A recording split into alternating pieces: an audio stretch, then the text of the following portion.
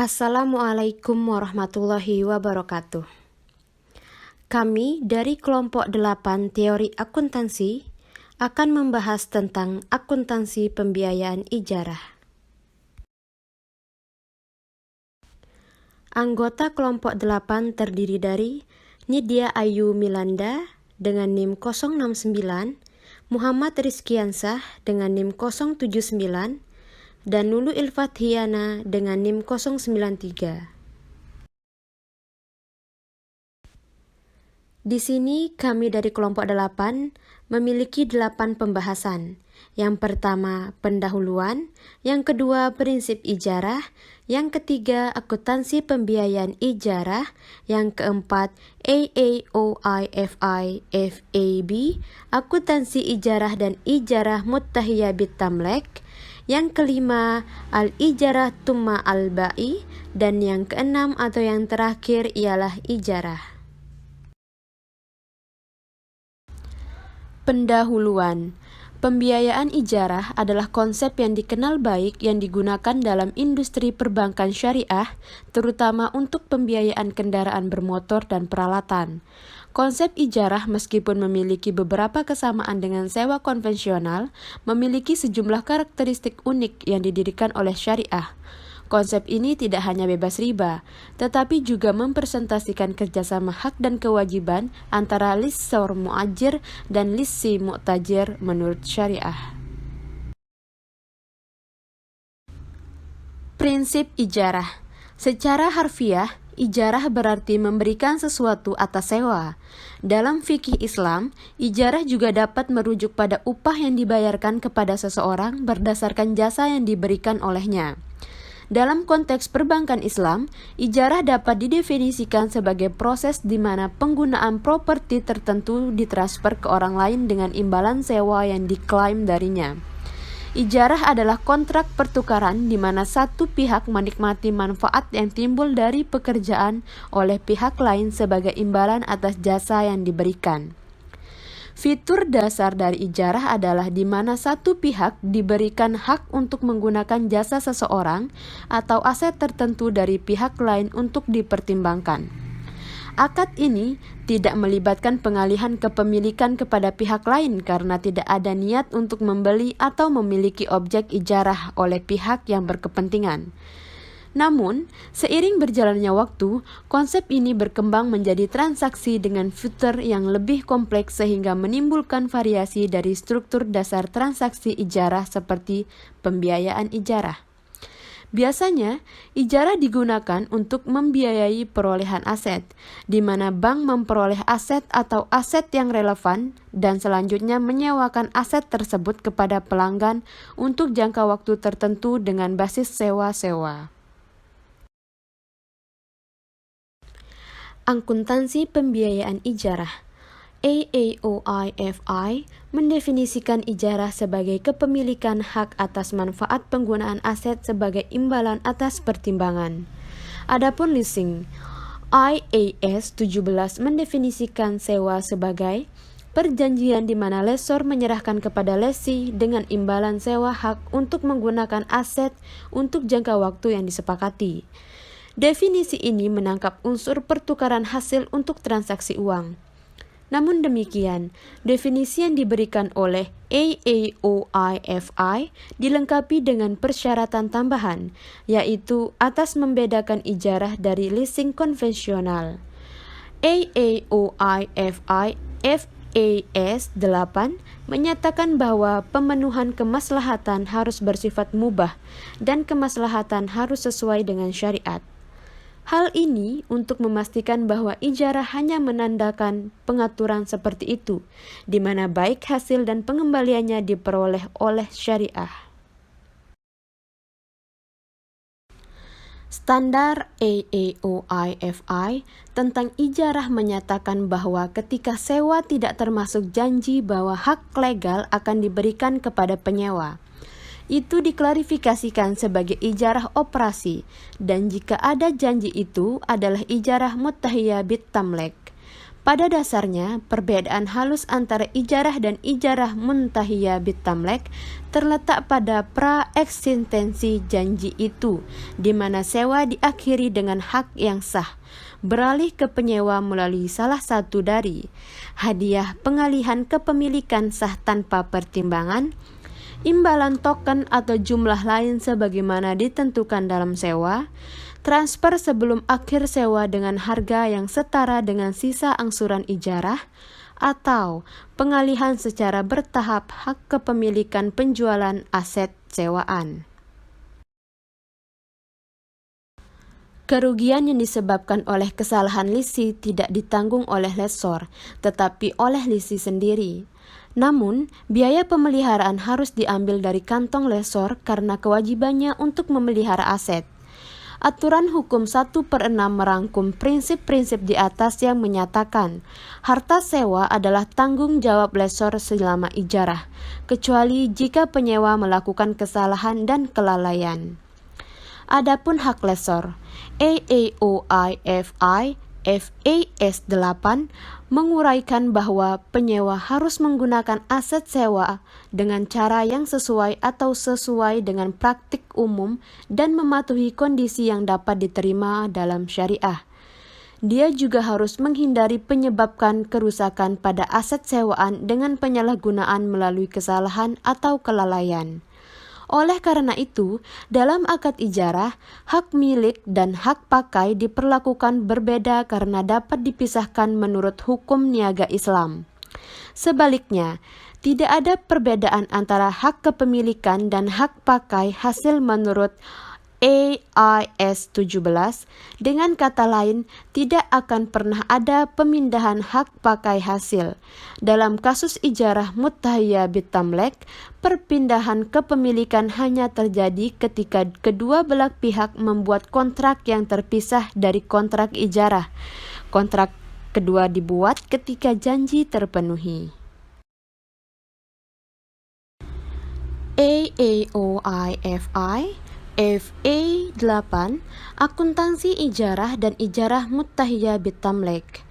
AAOIFI mengklarifikasikan pembiayaan ijarah paling sedikit menjadi dua jenis, yaitu ijarah operasional dan pembiayaan ijarah muttahiyah bitamlek. AAOIFI mengakui bahwa operating ijarah adalah di mana kepemilikan aset tidak dialihkan kepada penyewa, di mana ijarah muttahiyah bitamlek melibatkan dua kontrak, yaitu sewa selama masa sewa dan pengalihan kepemilikan pada akhir kontrak. Judul aset kemudian ditransfer ke penyewa berdasarkan salah satu metode tergantung pada jenis aset dengan cara pemberian, harga yang telah ditentukan sebelumnya, harga yang setara, atau pemindahan kepemilikan saham secara bertahap. Aset yang diperoleh untuk ijarah diakui pada saat perolehan sebesar biaya perolehan. Harga perolehan aset yang diperoleh untuk ijarah termasuk harga beli bersih ditambah semua pengeluaran yang diperlukan untuk membawa aset ke penggunaan yang dimaksudkan, seperti bea cukai, pajak, pengangkutan, asuransi, instalasi, pengujian, dan lain-lain. Aset sewa harus diasutkan dengan dasar yang konsisten dengan kebijakan penyusutan normal lessor untuk aset serupa. Aset sewaan disajikan dalam laporan posisi keuangan lessor pada bagian investasi dalam aset ijarah. Pengakuan aset dan pendapatan ijarah muttahiyah bitamlek adalah sebagai berikut. Debit akun aset ijarah. Kredit akun tunai atau hutang, pembelian aset ijarah oleh lessor. Debit akun tunai, kredit akun pendapatan ijarah, penerimaan pendapatan sewa. Debit akun pendapatan ijarah, kredit akun laba rugi penghasilan, pengakuan keuntungan pada akhir tahun. Transfer kepemilikan, debit akun laba rugi, kredit akun aset ijarah bersih setelah penyusutan dengan hadiah. Debit akun laba rugi, akun debit tunai, kredit aset ijarah bersih setelah penyusutan, harga token atau harga yang telah ditentukan sebelumnya. Akun debit tunai, kredit akun aset ijarah bersih setelah penyusutan, harga setara. Al-Ijarah Tumah Al-Ba'i. Di Malaysia, sebagian besar lembaga keuangan Islam mengadopsi AITAB sebagai mode pembiayaan ijarah terutama untuk pembiayaan mobil. AITAB terdiri dari dua kontrak yang berbeda. Yang satu diikuti oleh kontrak lainnya, yaitu kontrak sewa dan selanjutnya kontrak pembelian, dilaksanakan dalam satu kontrak dan dalam satu hari. Dengan demikian, aset tersebut segera ditransfer ke penyewa pada hari kontrak. Itu membuat penyewa menjadi pemilik sah yang menguntungkan dari aset serta memperoleh manfaat dari penggunaan aset tersebut. Penyewa kemudian memiliki hak keuangan untuk menerima angsuran sewa selama periode ijarah. Kontrak AITAB terkadang tidak langsung mentransfer aset dengan segera, tetapi lessee berjanji untuk membeli aset tersebut. Denda dapat dikenakan atas keterlambatan pembayaran dan wan prestasi nasabah. Lessor di sisi lain memiliki klaim hukum atas aset jika lessee gagal memenuhi penyaratan kontrak dan memiliki hak untuk mengambil alih aset.